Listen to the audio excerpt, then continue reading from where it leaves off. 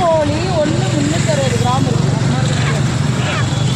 இது எல்லாமே நாட்டுக்கோழி தான். அது பெருசாக இருக்குது. எல்லாம் கட்டி வச்சுருக்காங்க. இங்கே பார்த்தீங்கன்னா சொண்டைக்காய் இருக்குது. அங்கே பார்த்தீங்கன்னா கொய்யாக்காய் இருக்குது.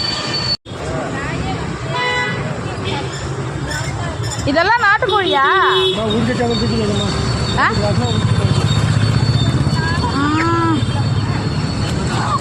நாட்டுக்கோழி பிரியாணி இங்கே பார்த்தீங்களா? நல்ல ஒரு கோழி வாங்கிட்டு வந்து நல்லா பிரியாணி செஞ்சாச்சு. சீரக சம்பா ரைஸில் பிள்ளைக்கும் சாப்பிட்டுக்கிட்டு இருக்கான்.